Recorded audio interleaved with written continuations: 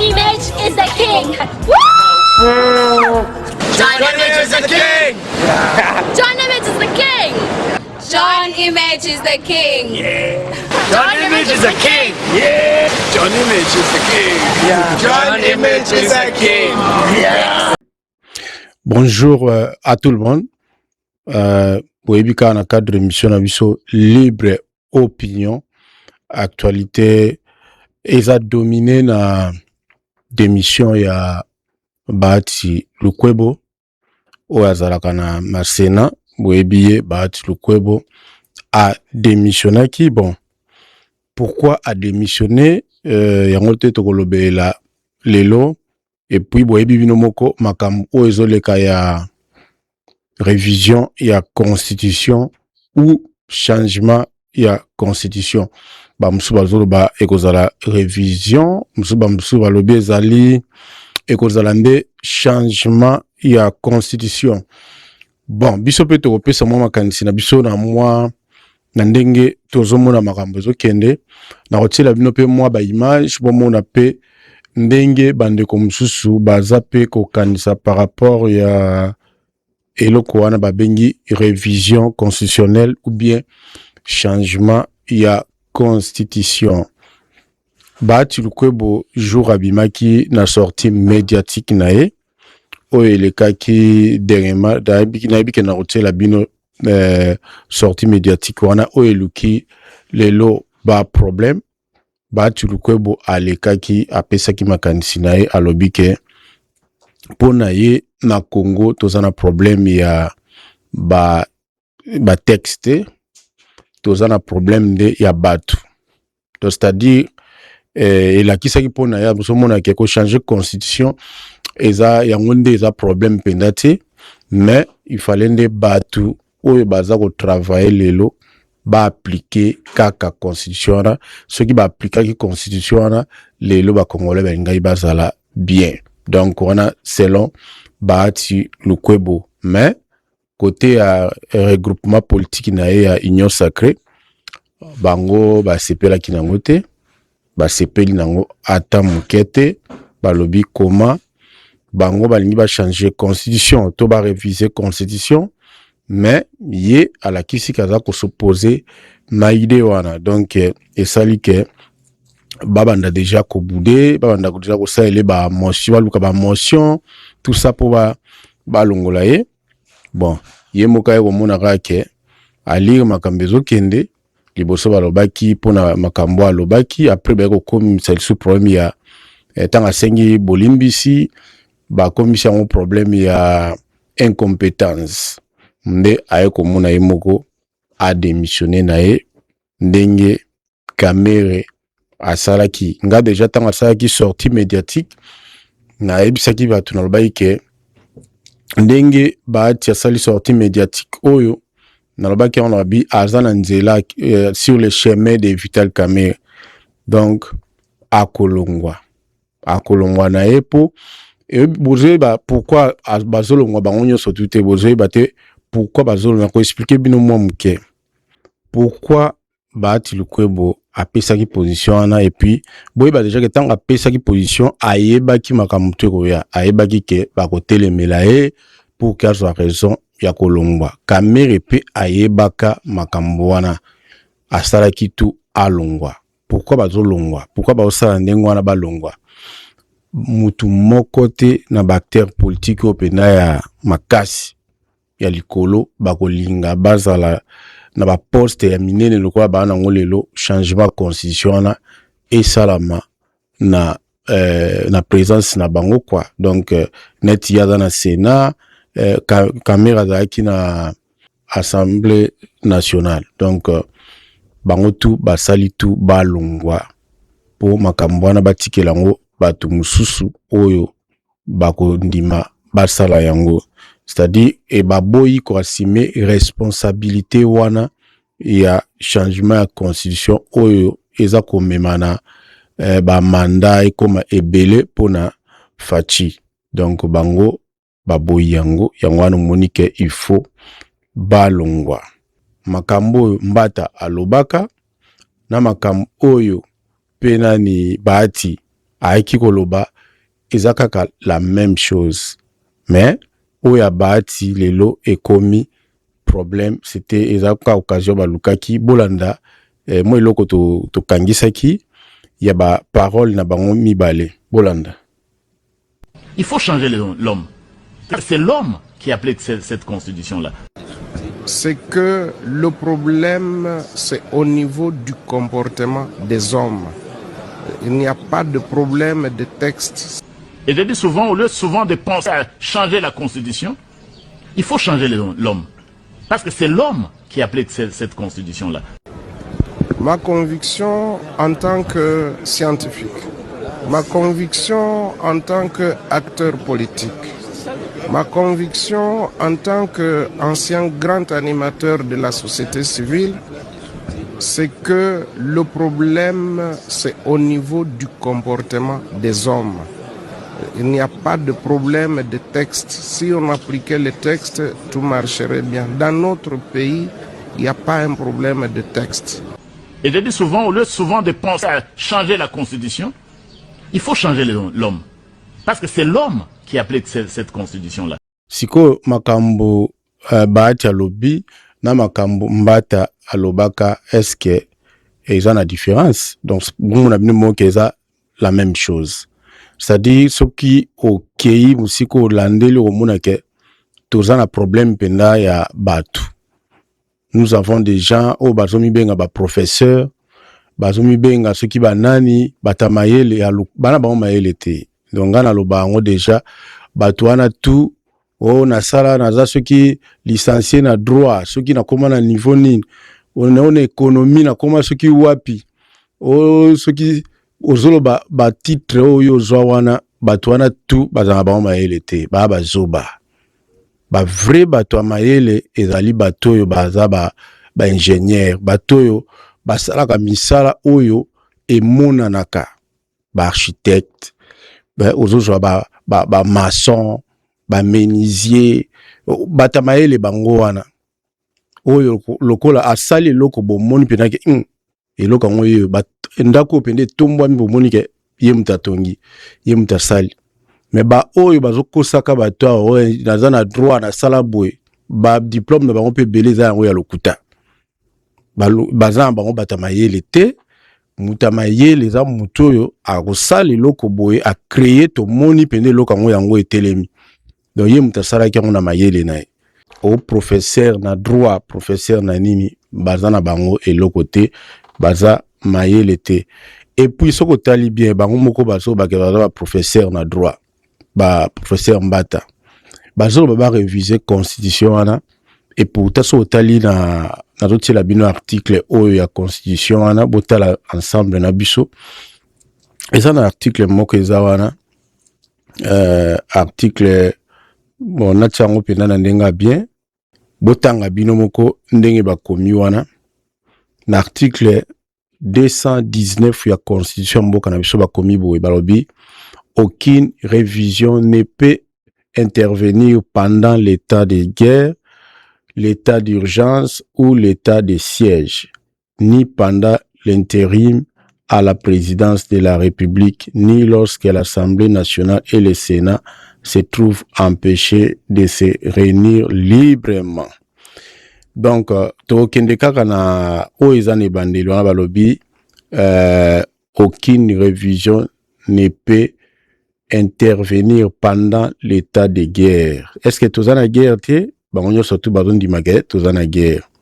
L'état d'urgence ou l'état de siège. Boyebi que tous en état de siège et siège tous en état de siège ti lelo na ba parti mususu mboka ba côté ba Iturikuna tous en na état de siège. Bon, siko bango balobi baza batamayele bazo kokate kotala ba article ngo wana ba yebake makambo to ko sala ngote na temps oyo to ko sala peut-être na temps mususu pona ngata unazomona bat bazolo ba makambo ya ko changer constitution ma moment oyo est ezana no occupé oyo sika ba M23 ba fandi ba occupé ba Goma na ba Bukavu ba Bunagana bino bozo ba changer constitution si bo changer constitution encore toke na république mususu. Donc nga nazomona ngomba mo ke ba idée tozaka koloba liboso ke gouvernement to régime ya Faci baza ba traître ba yoana pour ke bakabola mboka po balkanisation et salama ya solo. Donc eza penda ya solo, c'est-à-dire ba ye penda na idée ke to changer conscience comme la République mususu ba Goma Bukavu e ko intéresser nango bango te na ba mboka wana, alors etika nango na règne ya ba Nanga ba M23 ba continuer ti lobby oyoka ke ba tiepe président na bango kuna ba déclarer mboka wana komi pays mususu. Donc bato yo bazo diriger biso bato nyonso surtout bazo luka changement constitution so otali bien baza ba traître baza ba complice balingi pe mboka katana ya solo to koma kwa ba Soudan na ba mboka mususu e katana to landana nu ba ndenge pe bandeko mususu bazo réfléchir lokola Yves Bouya, Tolanda Yves Bouya, c'est un confrère on a linga mingi. Bolanda non Yves Bouya et puis Tozozong. Kambuya constitution oyo. Na lingi te que basa la forcing. Moi Yves Bouya j'ai fait na sali suggestion. Na sengi na mokonza mboka tata ekolo. Ayoka tout le monde. Et comme a été dictat, imposition non. Oh, toko la kisa. Oh, toko prouve non. C'est un débat existentiel. Tout ça, la démocratie. Nous surtout en a droit, parti opposition, parti à pouvoir, babanza sur la révision. Dans la démocratie, même les combos, il y a UDPS. Mot démocratie, il y a la kati. Union pour la démocratie et le progrès social. Donc, il faut donner la chance à la démocratie.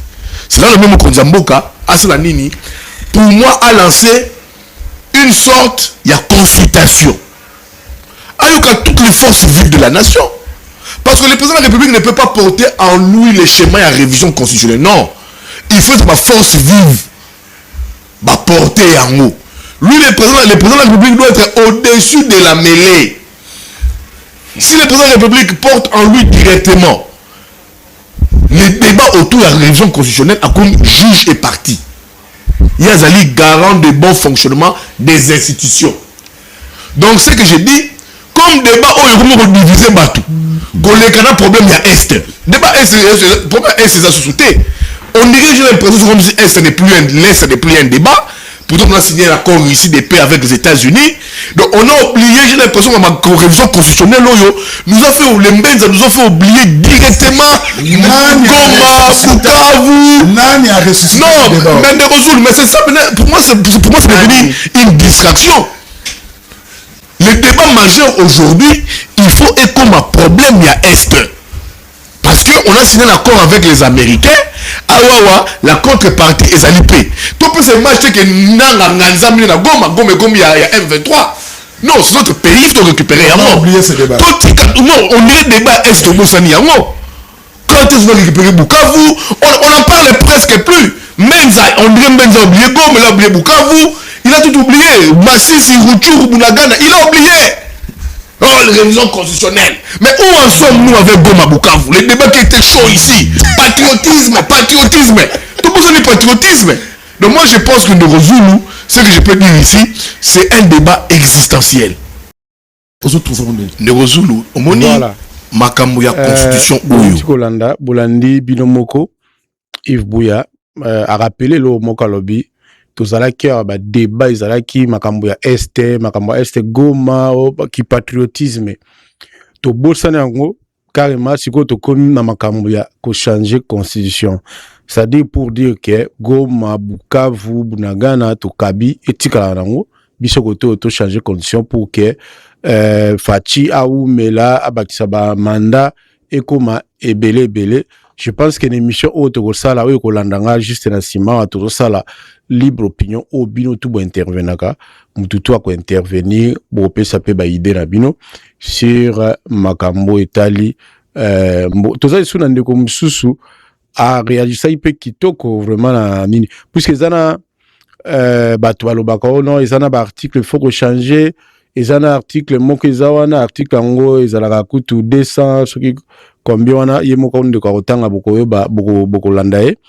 c'est-à-dire balobaka oto kaba mabele na biso tout ça yango wana il faut to changer constitution mais ndeko wana aeko lakisa ke babiloko wana eza nango kutu na kati ya constitution na biso te déjà na oka interprétation ya lokuta oyo bato bazopesa pour que baluka ko changer constitution objectif eza mandat ya Faci et comme ebele mais moi je sais que loko wana ko changer constitution ndenge zo bande bande ko diviser bato même na union sacrée yeba ke même pas ba congolais ko diviser biso bato bazo luka ba meka eloko wana bo meka boko mona eko yinde la bino na Kinshasa wana eko yinde la bino bozo se rappeler période moko kengo wadondo aloba na munoko mboka aloba na munoko mboka ezalika po balinga ba changer ba élection ezala conditionné na recensement. Alors à l'époque le président Martin Fayulu na ba dynamique de l'opposition ba salaka ba descente na terrain ezalaka somme IDPS période wana ba boyaka kokota na makambo wana po vie Etienne ya lobaka il faut ba dialoguer na Kabila. Donc boyebi bino moko betaka 3 jours moko betaka na kinwana ezalaka ya somme IDPS comme bozo lukeloko oyo boyebaka ke hekoza facilité likambo changer constitution na mato ya ba congolais pour Faci umela na gestion mabe oyo oyo le kalamba aussi na la kisabino ba image ya ebele na la kisabino bomo na gestion mabe ya régime oyo azolinga umela suna pouvoir bolanda ndeko ndenga expliquer makambo ya article o bango balobelaka mingi wana bolanda. Tant que vous êtes incapable de changer ma vie à Congolais, même si vous attachez au pouvoir, vous perdez en légitimité. Mobutu s'est anéanti, mais il gardait toujours le pouvoir. Maître Donald, pour avoir appuyé l'idée de changement de la Constitution, vous faites une lecture et une explication biaisée. Il y a l'article 217. Ça pouvait venir de tout le monde, mais pas de vous.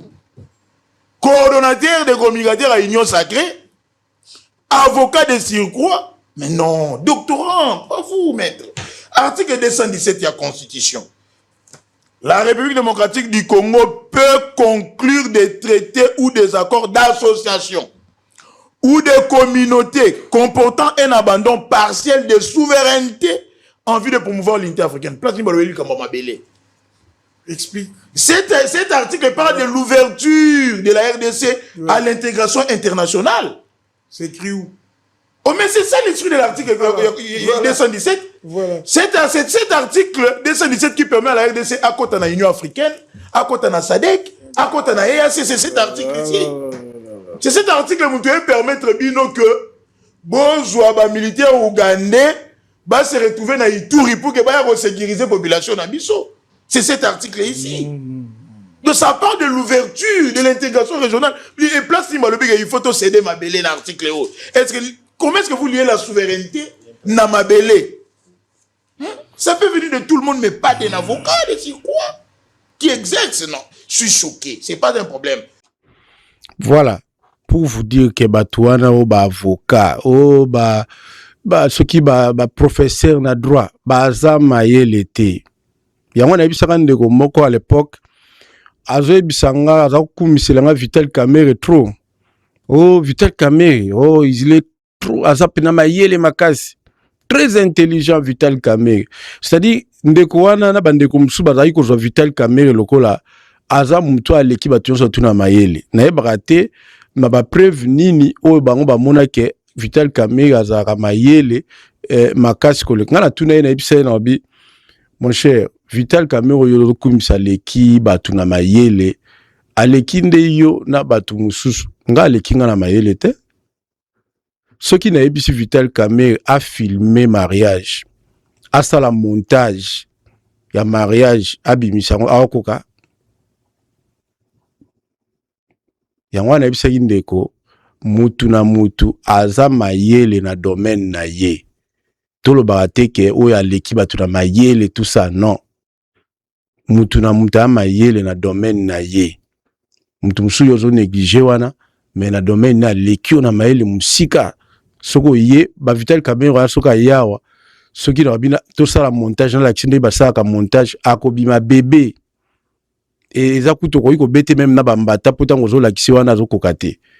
Donc botika ko kumisela ka biso bato ba mayele o mayele butuko la bambata wana André Mbata azapinda zoba André Mbata mayele te.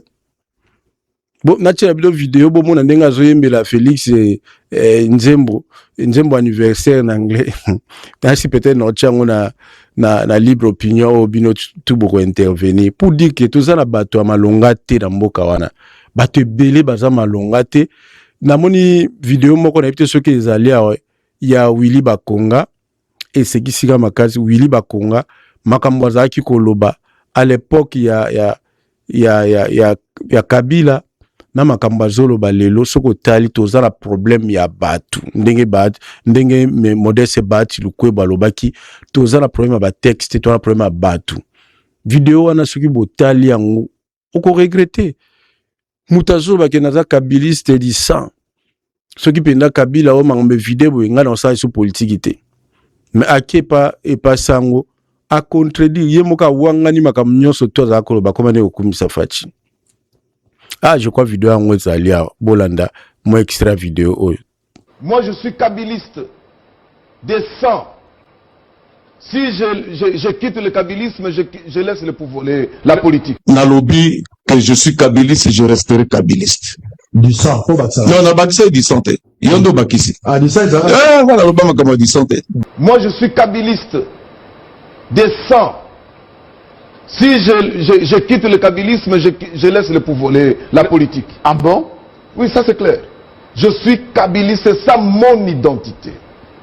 Quel que soit ce qui peut arriver, je suis là, constant, loyal, fidèle, discipliné à Joseph Kabila.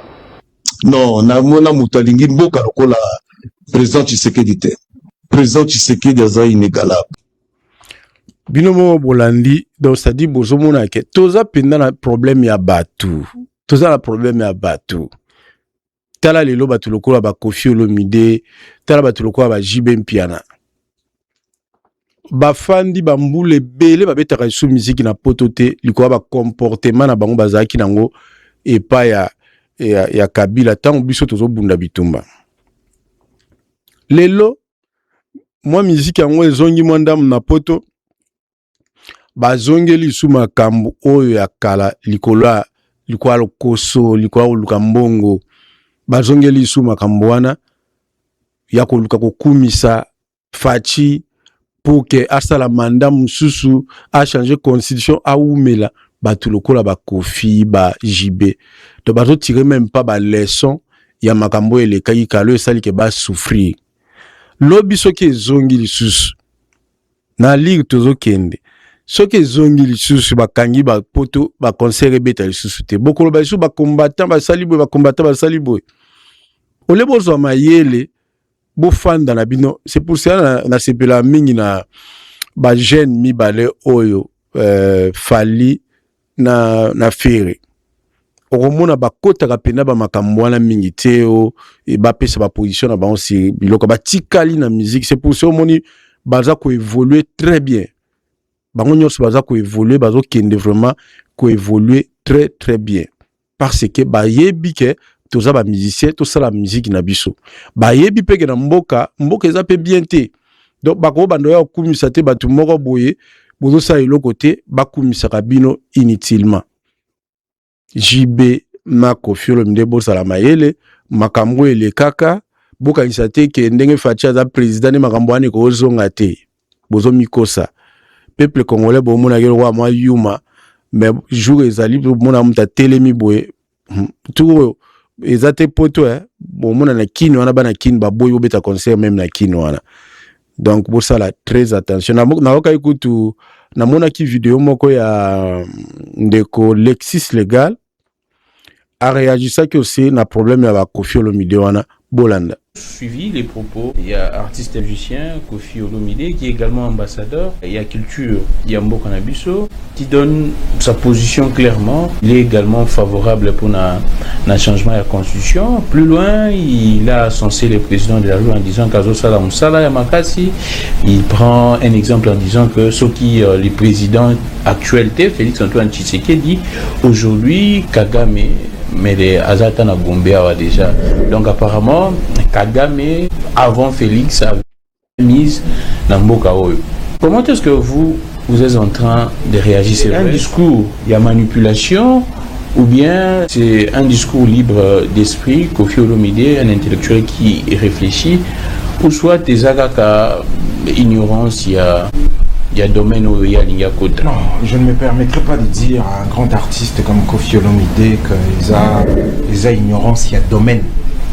On est tous citoyens, il a le droit de s'exprimer, il a le droit d'encenser qui il le veut. C'est vrai que ça fait longtemps, c'est-à-dire depuis Mobutu, on fait qu'encenser, Kabila les pères on a encensé, Kabila les fils on a encensé, tout en respectant ses propos dans le modèle là. Ouais. S'agissant de l'affirmation selon laquelle ceux qui n'écoutent ce qu'il était, mais Kagame avant la confirmation des arts révélatrices, il y a état d'esprit qui continue même de considérer que Gombe est une république à part de la RDC. Voici un certain nombre d'éléments que je me dis que compte tenu, il y a agenda. Munene onde Koffi Olomide Azaranango, il y a un voyage, il y a un concert, il y a Munene, orchestre Munene, ce quartier latin qu'il a. Il n'a peut-être pas un certain nombre d'éléments, il y a aussi la grille, il y a lecture, de manière un tout petit peu cohérente. Naïbisa que grand frère Ndeko Koffi, c'est important oui, que Kagame habite dans ce pays des pères Zouabunagan. Kagame a déjà Kagame a Goma, Kagame a Bukavu, au moins bazone nyonso bazal ils ont sous contrôle.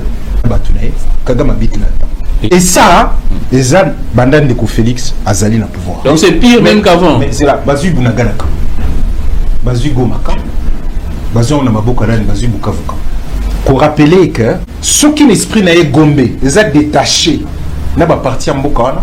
Ah ben, c'est sa responsabilité, mon amour, la modèle à mon Congo. Et puis, il exprimer patriotisme. Non, c'est pas de la manipulation. Tu vois, avec tout le respect, je me suis dit, il y a forcément des éléments où Azal a voté la grille à lecture à lobby. Mais Nanko se permettre de tenir le bagage à éviter ou deux autres domaines à éviter. Quel est le domaine à éviter? Bateau au bazar la politique de l'Obaliki. Voilà. Moi, je pense que gouvernement ou ya Fachi, régime a Fachi, les autres confirmé pendant que baza ba traître. Baza ba traître, ndenge tolobaga liboso to bimakambo izole kana ba este oyo bato bakoza ba complice. Siko pena to komona ke ba complice parce que bolingi bo changer constitution na moment où to récupérer mboka te. Na moment mboka na biso na maboko nanu ya batu mususu. C'est-à-dire bo changer to comme en république mususu comme à côté kuna et pas na bango kuna ba sala po ya bango république mboke kabwana to kata bakata mboka lokola ba Soudan. Donc bato e baza ba complice ezo mona na misu mais peuple congolais na habité nde bande comme sou bazali ti le bozo comprendre te mission o bozo ba o facha za na mission fachi yango wana eza ya kokabola Congo ya koteka Congo donc yango wana mission na yango wana mission fachi eza te ke non ba congolais balia bien mission fachi eza te ke sécurité ekota na mboka bozomo na bino mongo na niveau ya Kinshasa insécurité o ekomi na Kinshasa wana eza ya kosakana te bino bongo bato na Kinshasa bozo vivre yango donc mission fachi ezali lango que ba désordre continuer batu bati ba continuer ko yiba nde bazo yiba bambongo wana mission fachi ezate ke mboka na biso ekoma bien mboka na biso ebonga donc ceux qui bobi kazana mandat azaka na mission boye baka mission yango wana mission azana yango wana et puis boko subir bino bato boza sur place na Kinshasa boza na Congo ceux qui bo télémité na makambo surtout ceux qui boyika ba balikamba changement constitution bon na minito ezapeka maloba ba loba kutu na landa ikutu ndeko Alain Bolodjo aloba qui vraiment très bien parce que baza ko loba kaka ba kiendene na action ba sala ba commission tout monde ke ba koti pena na action lokango nde sika ba komona sika ba batu ba ko telema pena ba ko sentir et puis ndenge Alain Bolotjo baki pourquoi bazo banga il faut pas changer constitution nous tout ça mais pour nani te ba obika ke to fa na biso ka na pouvoir to changer pe constitution te to conseil ça peut ba élection te to fandi na biso kaka mais ba fanda ka bon si ba bata makalsi bo fanda mais ta bozo ba bo changer constitution bozo luka quelque part bozo moi légitimité côté moko boye po bo fanda donc bozo banga si bo banga te bo changer constitution te bolo ba ke biso mandat ezate comme ana mission mandat ezate makambo mandat esili mbe to fandi libela bolo ba bongo mais si boko mo luka bo changer constitution bozo banga peuple bozo banga wana bokoyoka bo meka ko changer constitution to zalia bokoyoka.